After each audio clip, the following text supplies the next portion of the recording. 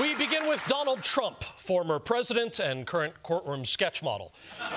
One of the most serious charges is his attempt to steal the 2020 election.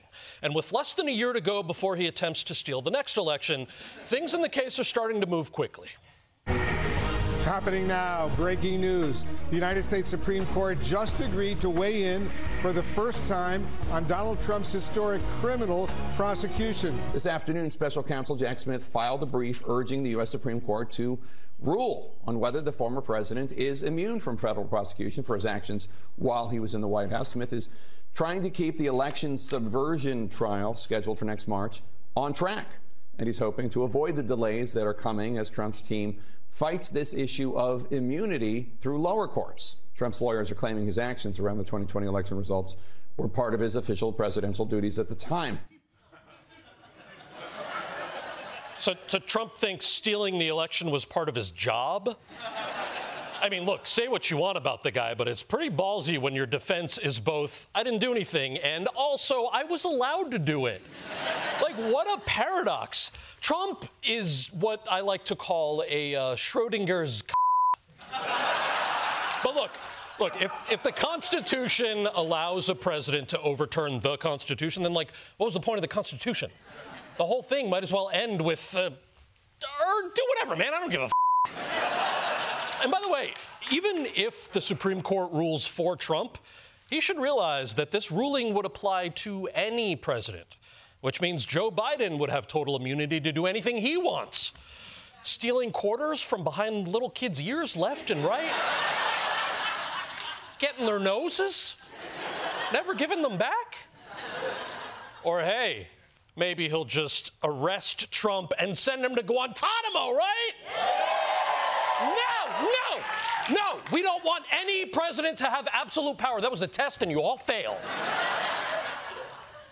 All right, maybe just this once. No, you failed again. It's not funny. Now, one person who won't be defending Trump in front of the Supreme Court is his former lawyer, Rudy Giuliani. Seen here watching porn on full volume.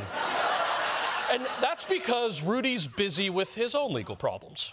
This morning, Rudy Giuliani is back in court, face-to-face with the two Georgia election workers whose lives were nearly ruined by his repeated falsehoods and conspiracy theories about them after the 2020 election. Giuliani telling me after court yesterday he stands by all of it. Do you regret what you did to Ruby Freeman? Of course I don't regret it. I told the truth. They were engaged in changing votes. There's no proof of that. Oh, you're damn right there is. Stay tuned. Ruby Freeman and her daughter, Wandrea Shea Moss, served as election workers in Georgia in 2020.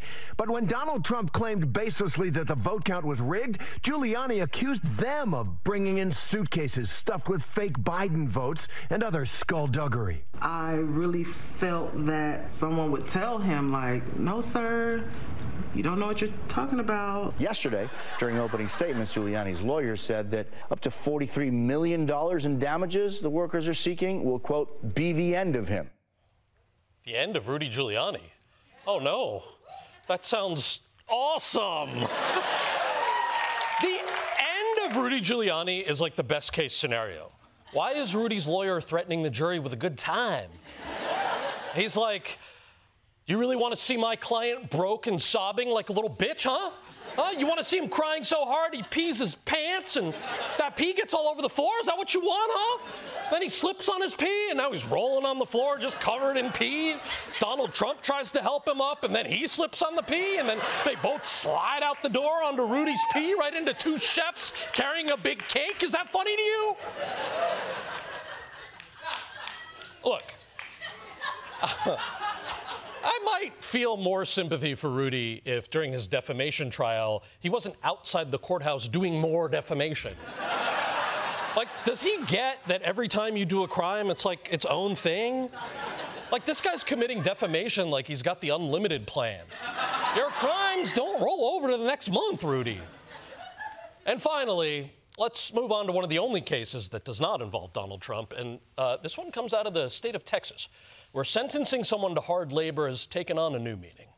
This morning, a new twist in a Texas woman's legal battle to get an abortion in her home state. The Texas Supreme Court last night ruled against Kate Cox after she sought an emergency medical exception to the state's abortion ban. Doctors say her 20-week fetus has a severe abnormality and little chance of survival, and they say continuing the pregnancy could put her health at risk, possibly preventing her from getting pregnant ever again. Cox's attorneys say the decision left her with no choice but to seek medical care in another state.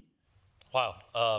So this case is what legal experts refer to as bullshit. I mean, come on.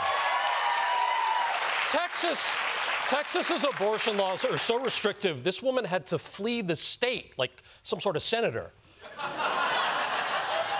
Controversial opinion in 2023, a court shouldn't get to decide whether a woman can get a medical procedure. Or if they're going to, yeah, you can. If they're going to, then they should also get to rule on a man's right to, like, pass a kidney stone. Sorry, Brian. God has a plan for that rock. For more on the Texas Supreme Court decision, we turn to Grace Kuhlenschmidt. Grace, it's just chaos down there in Texas right now. Courts are saying doctors should decide when abortions are medically necessary, but then when the doctors decide, the courts overrule them, and then other courts overrule those courts. It's like no one's in charge of the decision. I know, right? But here's a crazy idea. When it comes to deciding whether a woman can have an abortion, what if we gave that decision to just one person? What if this one person is the person who knows what's best for each woman better than anyone else? See where you're going with this. And that person should be the Golden Bachelor. That is not where I thought you were going. Why should the Golden Bachelor decide every woman's abortion? It makes sense. His whole thing is making tough choices about who stays and who goes. Okay. Right, but I thought you were going to say, like, the woman. Which woman? Like Beyonce? I mean, she is from Texas, but I don't know. She seems so distracted with her tour. She's not responding to any of my texts. You have Beyonce's number? No, but I've been guessing. One of these days, I'm going to get it right. Grace, I'm sorry, but I really don't think this is a good idea.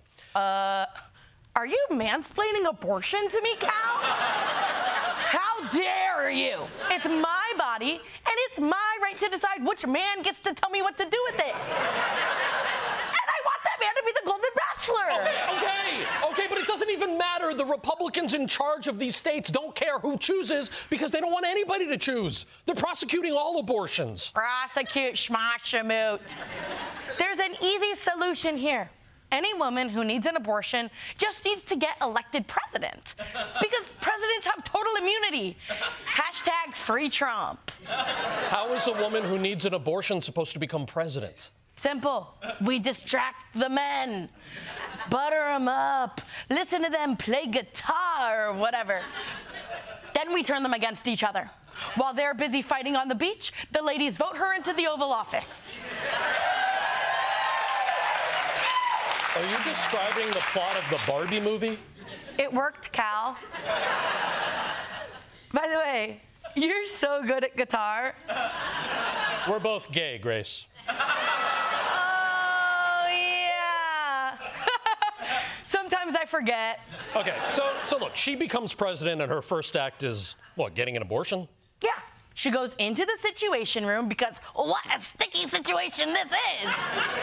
Then the super secret service rolls in and it's out of there. Grace, this sounds way too complicated. Isn't the simplest and best solution to just leave the decision up to the woman who's pregnant? Man, you're so dumb, Cal. I'm gonna text Beyonce right now to tell her how dumb you sound. I'm gonna try starting with the letter 3. I've never done that one before. Grace Kuhlenschmidt, everybody.